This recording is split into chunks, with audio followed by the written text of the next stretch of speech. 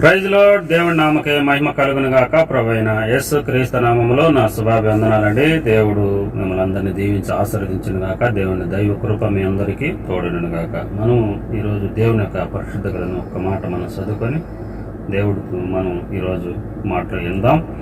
యోహాను సువార్త 11వ అధ్యాయంలో ఒక మంచి మాట రాయబడినది. మనం ఒకసారి చదువుకున్నాము. 11వ అధ్యాయము 52వ వచనంలో మంచి మాట రాయబడినది.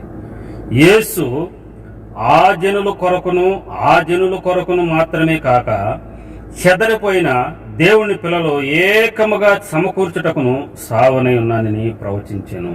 దేవుని పిల్లలారా, యేసుక్రీస్తు సర్వశక్తి కలిగిన దేవుడు ఆయన ఈ భూమి మీద చెప్పిన మాట ఏంటంటే, దేవుడు వీళ్ళు అందరూ అనుకుంటున్నది ఏంటంటే ప్రపంచం అంతా యేసు ప్రభు ఒక వర్గానికి దేవుడు, అమెరికాకు లేకుంటే ఇస్రాయేల్ దేశానికి దేవుడు, మరి ప్రపంచానికి ఎందుకు దేవుడు అవుతాడు అని వాళ్ళు అంటున్నారు. దేవుడు అన్నాడు ఆ ప్రజలు మాత్రమే కాదు, మీరు ఏ ఊరు ప్రజలకు దేవుడు అంటున్నారో ఆయనకు వాళ్ళకు మాత్రమే కాదు, ఆ ప్రజలు మాత్రమే కాదు, ఆ ప్రజల నుంచి చెదరిపోయిన దేవుడి పిల్లలందరికీ కూడా ఆయన సావసిద్ధమై ఉన్నాడు. దేవుని పిల్లల సర్వ మానవుల కోసం ఆయన మరణమించి పునరుద్ధానమును లేచి ఈరోజు ఆయన చెదరిపోయినారే మీరందరినీ కూడా సమకూర్చాలని దేవుడు ఆయన ఏకముగా కూర్చాలని ఆయన కోరుకుంటున్నాడు. ఒకప్పుడు మనం అందరం కూడా దేవుని బిడ్డలమే, ఆదాము సంతానమే. ఏ వర్గానికి ఉన్నా, ఏ కులమైనా, ఏ మతమైనా, లేకుంటే ఈ భూమి మీద మనిషి అనేది ఎవరైనా ఉన్నారు అంటే అది ఆదాము సంతతే. దేవుడు వాళ్ళు ఏం చేశారంటే చెదరిపోయినారంట. దేవుని పిల్లలారా, చెదరి ఎందుకు పోయినారు, ఎప్పుడు పోయినారు అని ఒకవేళ మనం గానే చూస్తే దీనికి బైబిల్ కారణం ఉంది. ఎందుకంటే ఆది కాండంలో వాళ్ళు ఒక దేవుడు విస్తరించండి మీరు అని చెప్పాడు. నోవాహు దినాల్లో ఏం చేశారంటే, నోవాహు జలప్రవాహం వలన వాడలో తప్పించబడినాడు. అంటే జలము పైకి పొంగుతుంది. పొంగినప్పుడు మనం మిద్దులు కట్టుకున్నా కానీ, మరి ఇంకేం కట్టుకున్నా కానీ మనము మునిగిపోతాం. కాబట్టి ఇట్లా కాదు, మనం ఎత్తుగా పెద్ద గోపురం కట్టుకున్నాం అనుకో, కింద నీళ్ళు వస్తాయి కదా, నోవాహు మాత్రం మనం పైకి వెళ్ళిపోవచ్చు, అప్పుడు పైన ఉంటాయి కదా అని ఆలోచన చేసుకోరు. కిందగానే కొట్టిందంత అంతా మునిగిపోయేది కదండి. ఇప్పుడు కింద పునాది అనే కూలిపోయిందంటే పైన ఎంత ఎత్తు కట్టుకున్నా అది మునిగిపోయేది కదా. వాళ్ళ ఐడియా అట్టుంది. ఇప్పుడు కిందదే పైకి నీళ్లు వచ్చాయనుకోండి, కిటికీలు పాడు పెడతారు కదా, మరి దాంట్లో నీళ్లు మునిగిపోయి కొట్టిందంటే నీళ్లు నోవాహు దాని మాదిరే వచ్చింది. దేవుడు ఇచ్చింది ఒక ఏదన్నా. ఇప్పుడు నీళ్లు ఎంత పైకి వచ్చినా పడవ ఏం చేస్తుంది, తేలుతుంది. అది దేవుడు చెప్పిన మాట. మనుషుల ఆలోచన ఏంటంటే, మనం ఎత్తుగైన స్థలానికి పోతే మనకి ఏ ఆపద రాదు అనుకుంటున్నారు. నువ్వు ఉండన్నది అక్కడ భూమి మీదనే కదా. అందుకే పరిశుద్ధ గ్రంథంలో ఒక మాట రాయబడినది. కొరింథీయులకు రాసిన పత్రికలో 10వ అధ్యాయంలో ఒక మాట, మొదట 10వ అధ్యాయంలో ఒక మాట రాయబడి. ఎందుకంటే తను నిలిచి ఉన్నాడని తలచితే పడిపోకుండా చూసుకుంటాడు కదా. నువ్వు నిలిచి ఉన్నానంటే భూమి మీద పాదాలు ఉన్నాయి. నువ్వు ఎంత ఎత్తు పొడుగున్నా మన పాదాలు భూమి మీద ఉన్నాయి. తన్నుకున్నా ఉంటే ఏడైనా పడిపోతాం. కాబట్టి అందువలన కింద పునాదులు పోతే ఏమైపోతారో ఆ యొక్క గోపురం కట్టుకున్నారో ఏమైపోయిండు. దేవుడు ప్రాణాలకు ఏం చెప్పాడు, నోవాహు వాడ కట్టుకో ఉన్నాడు. వాడ ఎన్ని నీళ్లు వచ్చినా తేలుతాయి. మరి దేవుడిని అడిగి కట్టుకుని ఉంటే అదొక దారి. కానీ వాళ్ళు ఇష్టం ఏమైనా కట్టుకున్నారంటే, మిద్దులు కట్టుకుందాం, మనం పైకి ఒకే దాన్ని కట్టుకుందాము, కింద నీళ్లు వచ్చే కొద్ది పైకి ఎక్కిపోదాము అని పెద్దది కట్టుకున్నారంట. దేవుడు చూసినాడు ఫలించేదానికి ఎలాగవుతుంది. ఇంకా దాని చుట్టూ కట్టుకుంటానే ఉంటారు. ఆడే దాని చుట్టూ ఇంకా కట్టుకుంటూ ఇంకా ఆడే పోతూ ఉంటారు. దేవుడు అన్నాడు ఫలించండి, అభివృద్ధి పొందండి మీరందరూ కూడా భూమి మీద అని దేవుడు చెప్పాడు. అప్పుడు అక్కడ భాషలో తారుమారైన. ఈరోజు ఏ భాషతో యేసుక్రీస్తుని ఆరాధన చేసినా ఆ భాష ఆయనకు తెలుసు. ఏ భాషతో నువ్వు మాట్లాడినా ఆ భాష ఆయనకు తెలుసు. సపరేట్గా ఒక భాషతో ఆరాధన చేయాలనేది ఏమి యేసు ప్రభుకి లేదు. యేసు ప్రభు ఎదుట సపరేట్గా ఒక భాషతో ఆరాధన చేయాలనేది ఏమీ లేదు. ఎందుకంటే ఆయనకి ఏ భాషతో నువ్వు చేసినా ఆ భాష ఆయనకు వచ్చు. ఎందుకంటే ఆ భాష ఇచ్చిందే ఆయన ఆది కాండంలో ఆయన భాషలో తారుమారు చేశాడు. వీళ్ళు ఎందుకంటే ఒకే మాట, ఒకే బాట, ఒకే వారు కదా, ఒకే తల్లిదండ్రుల నుంచి పుట్టినవారు కదా, వీళ్ళందరూ ఒకే వర్గంలో ఉన్నవారు. కాబట్టి వీళ్ళు అన్నదమ్ముల మాదిరి ఐక్యత కలిగి ఉన్నారు. ఇప్పుడు చల్ల చెదలు పోయినాయనుకో, ఇప్పుడు ఊరు కూడా పెరగటం ఏ దాని వల్ల పెరుగుతుందండి.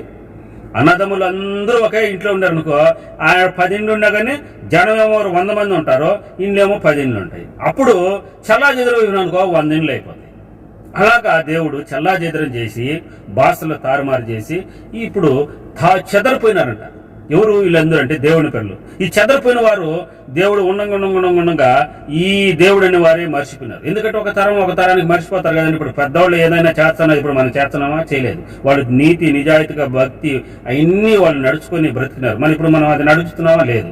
మనం కొత్త వెరైటీగా మన దారిని మనం నడుస్తున్నాం. అలాగే భక్తి జీవితం కూడా దేవుడి జీవితంలో కూడా ఇప్పుడు వాళ్ళు ఇష్టానుసారమైన వాళ్ళు ఇలా చేస్తే బాగుంటుంది, అలా చేస్తే బాగుంటుందని తప్పిపోయినారు. దేవుడు అంటున్నాడు అలాంటి వారిని అందరినీ కూడా ఆయన సమకూర్చేదానికి యేసుక్రీస్తు లోకానికి వచ్చినాడు. అందుకే యేసు ప్రభు అంటాడు, యేసయ్య ఆ జనుల కోసమే మాత్రమే కాక ఆ జనుల కొరకు కూడా మాత్రమే కాక చెద్దరిపోయిన దేవుని పిల్లలందరినీ అంట యేసు ప్రభు సమకూర్చుటకు సావనై ఉన్నాడని ప్రవచించి చెప్పినాడు. దేవుని పిల్లలారా, ఆయన చెప్పిన మాట ఏంటంటే ప్రవచించి ఆయన చెప్పాడు, అందరి కోసం నేను సమకూర్చాలయ్యా, అందరినీ సమకూర్చాలి. దేవుడు చిత్తంలో ఎంతమంది ఉన్నారో నరకానికి పోతున్నారు, అందరినీ నేను సమకూర్చి పరలోకానికి తీసుకుపోవాలని ఆయన ఆలోచన కలిగి ఉన్నాడు. దేవుని ప్రియులారా, ఎవరైతే ఆలోచనగా నేను నిజము ఏంది అబద్ధం ఏందని తెలుసుకున్నారు ఖచ్చితంగా యేసు ప్రభు నమ్ముకుంటారు, రక్షింపబడతారు, వాళ్ళ జీవితం మారిపోతుంది, వాళ్ళు పరలోకానికి వెళ్తారు. వాళ్ళు ఎవరో నీకు ఆధారం చెప్పాల్సిన అవసరం ఏం లేదు. వాళ్ళు మా జీవితం మారుతాయని వాళ్ళకి తెలుస్తుంది. ఇప్పుడు జ్వరం తగ్గింది అనుకోండి, మన చేతులు పట్టుకొని చూసినా ఏం చెప్పాల్సిన వాళ్ళు లేదు, ఆటోమేటిక్గా చల్లగా అయిపోతున్న వాడే తెలిసిపోతుంది. అలాగా ఊరు జీవితం వాళ్ళకి మారిపోయినప్పుడు వాళ్ళ జీవితం వాళ్ళకి అర్థమైపోతుంది. అలాగా దేవుని యేసు ప్రభు చిత్తంలో ఎవరైనా ఉన్నవారు వాళ్ళకి తెలిసిపోతుంది వాళ్ళ జీవితం ఎలా మారింది, నేను ఖచ్చితంగా నేను పరలోకానికి పోతుందని వాళ్ళకు తెలిసిపోతుంది. అందువల్లనే దేవుడు ఈరోజు మన నేత్రం వెలిగించాలని దేవుడు ప్రతి ఒక్కరిని కూడా చెదరిపోయిన ఆలస్యం చేస్తున్నాడు ఆయన రాకడే. ఎందుకంటే అందరూ చెదరిపోయిన వారు ఉన్నారు కదంటే వాళ్ళందరినీ సమకూర్చాలి. దేవుడి చిత్తంలో ఉన్నవారిని ఎవరైతే ఆయన ప్రణాళికలు ఉన్నారో, ఎంతమంది ఆయన ప్రణాళికలు అందరినీ సమకూర్చాలని ఆయన ఆశపడుతున్నాడు. దేవుని ప్రియులారా, ఈరోజు ఆయన రాకడ ఆలస్యంగా ఉంది అంటే అందరూ రక్షించబడాలని, అందరూ రావాలని, అందరూ సమకూర్చాలని. అందుకనే దేవుడు అన్నాడు, దేవుడు పిల్లలు ఏకముగా సమకూర్చాలని ఆయన ఆశపడుతున్నాడు. దేవుని పిల్లలారా, యేసు ప్రభు ఆశపడుతుంది ఏంటంటే దేవుని పిల్లలైన మీరందరూ కూడా ఏకముగా కూడి ఒక దైవముగా ఉండి నీతి నిజాయితీగా ధర్మముగా మనం అందరం కూడా ఉండాలని దేవుడు ఆయన ఆశపడతాడు. యేసు ప్రభు బోధిస్తున్న మాట ఏం బోధిస్తాడు యేసు ప్రభు అని మనం పరిశుద్ధ గ్రంథం చదివితే ఆయన బోధించే మాట కానీ యేసు ప్రభు నమ్ముకున్న వాళ్ళకి నేర్పించే మాట కానీ ఏమన్నా ఉన్నారంటే ఆయన చెప్పేది నీతిగా ఉండండి, అవినీతి నుంచి తొలగించండి, సాతాను యొక్క కబస్త హస్తాల నుంచి వేరే రండి, మీరు పరిశుద్ధంగా బ్రతకండి, మీ జీవితం పరిశుద్ధంగా ఉంచుకోండి. ఎందుకంటే ఒరిజినల్ గా ఉండాలి. డూప్లికేట్ ఒరిజినల్ గా ఉండింది అనుకోండి, అది పనికి రాకుండా పారేస్తారు. ఎవరైనా కానీ కలిసి మిక్సీ ఉండింది అనుకో పారేస్తారు. ఒరిజినల్ అయితే అది 10 రూపాయలు పెట్టైనా కొనుక్కుంటారు ఎవరైనా, ఇప్పుడు నువ్వైనా నేనైనా కానీ. అలాగా ఉండండి, నేను ఇలువ పెట్టి మిమ్మల్ని కొనుక్కున్నానని యేసు ప్రభు చెప్తున్నాడు. దేవుని ప్రియులారా, యేసు ప్రభు ఆయన మాట నిజం, ఆయన ప్రవర్తన నిజం. యేసు ప్రభే నిజమైన దేవుడు. ఆయన సర్వమానవులను రక్షించటకు ఈ లోకానికి వచ్చాడు.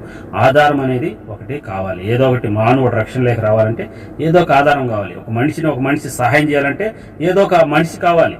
అలాగే ఒకదానికి సహాయం చేయాలి, ఏదో ఒక అవసరం కావాలి. కాబట్టి అందువల్ల మానవుల కోసమై ఈ లోకానికి ఆయన దిగుచ్చి ఐక్యత కలిగించి ఆయన పరలోకానికి తీసుకుపోవాలని ఉన్నది. దేవుని ప్రియులు ఆలోచన చేయండి. చెదరిపోయిన మనం అందరం కూడా యేసు ప్రభు నిజ దేవుడు అని తెలుసుకుని యేసు ప్రభు పాపుల కోసం ఈ లోకానికి వచ్చాడు.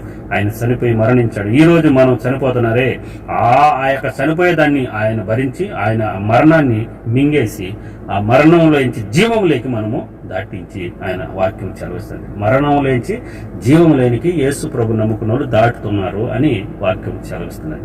దేవుడు ఈ మాటలు మన హృదయాలను దీవించి ఆశీర్వదించి దైవ కృప మీ అందరి హృదయాల్లో ఉండుగాక. నిజమైన యేసు క్రీస్తు ప్రభువును తెలుసుకొని సత్యమును ప్రకారం మీరందరూ కూడా తెలుసుకొని ఉందురుగాక. సత్యం మనల్ని స్వతంత్రులుగా చేయునుగాక. ఆమేన్. God bless you. దేవుడు మిమ్మల్ని అందరినీ దీవించునుగాక.